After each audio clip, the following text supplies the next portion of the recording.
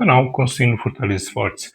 Pessoal, hoje nós vamos fazer um giro aí sobre os times aqui de São Paulo, da capital, né? As suas movimentações, jogos, adversários no final de semana, como que vai ser os jogos aí.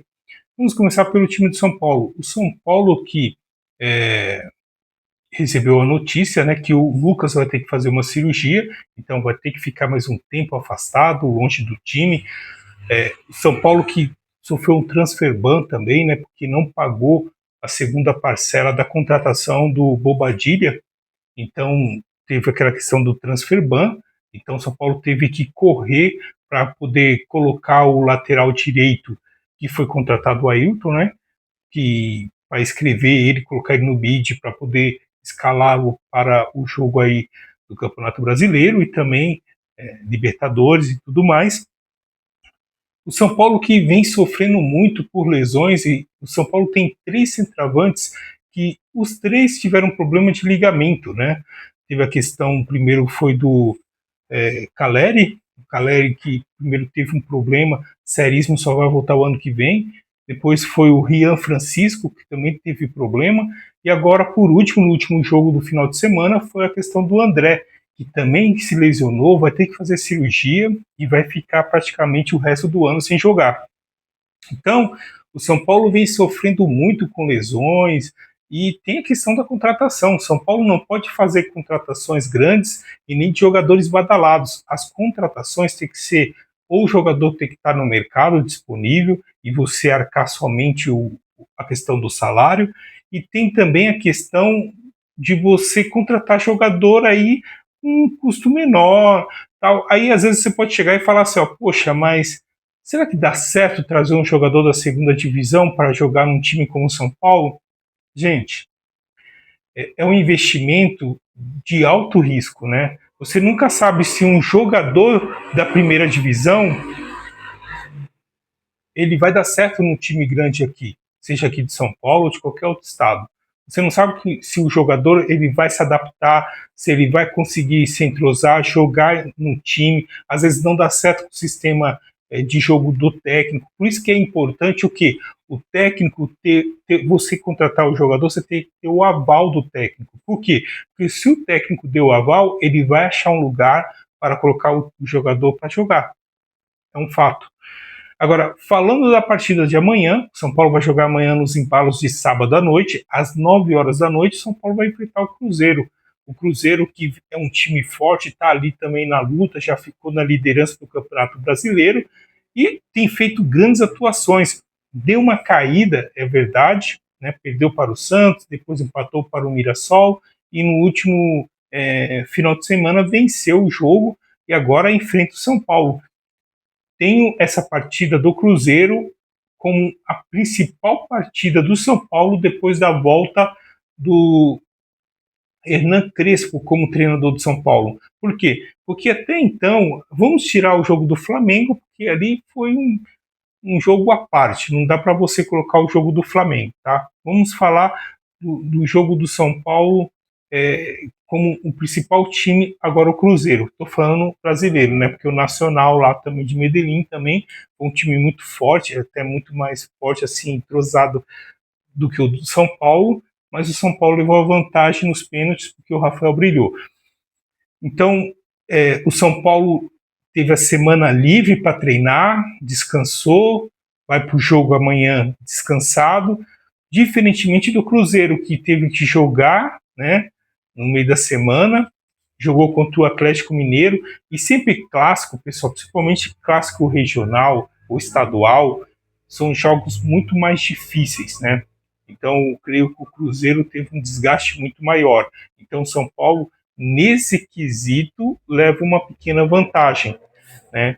Nesse quesito. Mas vamos ver como que o São Paulo vai se comportar, né? E também o Cruzeiro, porque o Cruzeiro pegou o Santos, né, perdeu por 2-1 de virada.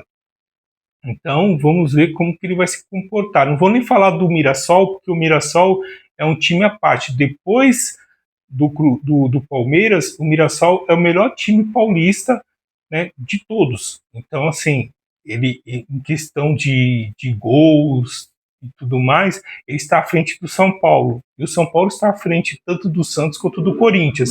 Então, agora, vamos falar um pouco do Santos. O Santos que contratou o técnico Vojvoda, né? Depois de ter desligado o Cleiton Xavier, contratou o Vojvoda para treinar o Santos.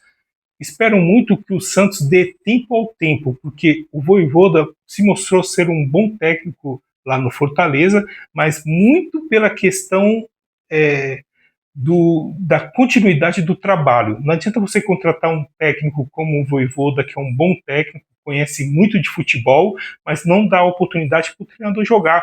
O jogador tem que começar a jogar, treinar, conhecer o time, ver o elenco, o que ele tem, o que ele pode mexer, o que ele pode usar, porque o sistema defensivo do Santos é uma mãe. Todo mundo passa, todo mundo faz uma arruaça naquele sistema defensivo. Então, o Vojvoda vai ter um grande trabalho ali para pôr aquele time para jogar. Agora, o meio e o ataque tem bons jogadores, que podem até desequilibrar para o lado do Santos. O Santos que jogou, né, o último jogo aí e perdeu, agora tem a possibilidade de se reabilitar contra o Fluminense. O Fluminense também que perdeu também no último final de semana. Então vamos ver como o Santos vai se sair, né, nesse jogo contra o Fluminense no domingo às 4 horas da tarde. Agora, falando do Palmeiras, o Palmeiras que fez a contratação do goleiro Carlos Miguel, né, que voltou, foi repatriado, ele que jogava no Rosehampton, sei lá, da Inglaterra lá, não deu certo, não jogou, é um time pequeno lá da Inglaterra, mesmo assim não conseguiu se tornar titular, não conseguiu buscar o seu espaço, então está voltando para o Palmeiras, que é um excelente time, um time gigante do futebol brasileiro e sul-americano, tem tudo para fazer história no Palmeiras, né? Ele que começou no Corinthians e agora está no Palmeiras, tem tudo para fazer história no Palmeiras. E agora o Palmeiras também confirmou a contratação do Andreas Pereira. Andreas Pereira é um jogador muito bom, viu? É um jogador que jogou no Flamengo, né? Aí vai ter aquela questão ali, né? Poxa, ele errou num lance que deu o título, acho que foi da Copa do Brasil, para o Palmeiras, né? Ele jogava pelo Flamengo. Então isso aí deu uma confusão, uma bafafá, a torcida chiou, né? Daí depois desse jogo ele foi devolvido e agora está retornando para o Brasil e para jogar no Palmeiras. É um excelente jogador, já mostrou que tem qualidade, né? Jogou muito tempo fora do país e tenho certeza que tem muito a somar com o time do Palmeiras. O Palmeiras ainda vai ficar muito mais forte, né? Palmeiras que está ali a 2 pontos do Flamengo, tem feito bons jogos, tem vencido, não com tanta com placa tão grande quanto do Flamengo, mas tem vencido. O Flamengo venceu por 8, o Palmeiras venceu por 3-0. Ou seja, está vencendo, está fazendo o que tem que ser feito, está ganhando dos times que estão lá abaixo. Esse é o principal ponto. Time que está abaixo do time que é líder, que é vice-líder, time que está no meio da tabela para baixo, o time que está lá em cima não pode perder pontos. Se quer buscar o título, se quer buscar coisas maiores no ano, não pode deixar. E o Palmeiras está fazendo tudo certinho, está vencendo e está convencendo. Essa é a verdade. O Palmeiras, depois que mudou lá, colocou o Flaco Lopes e também esqueci o nome do Tigrinho lá para jogar, tá detonando lá o ataque. Agora, o Corinthians tem dificuldade, né, de montar o time, o Yuri Alberto ainda não consegue jogar, está se recuperando, né, de uma cirurgia que ele fez de hérnia inguinal. Então tem o Guinegão, que está jogando bem, está se mostrando um jogador promissor, viu? Não vou falar como algumas pessoas falam que já é um grande jogador, não é grande em estatura, mas assim, no futebol ele está mostrando que tem tudo para ser um excelente centroavante, consegue segurar bem a bola, faz o pivô, não deixa a bola no bate nele e volta. Isso é muito importante para um centroavante que possa dar um desafogo para o sistema defensivo, né, do time, e ele faz isso muito bem.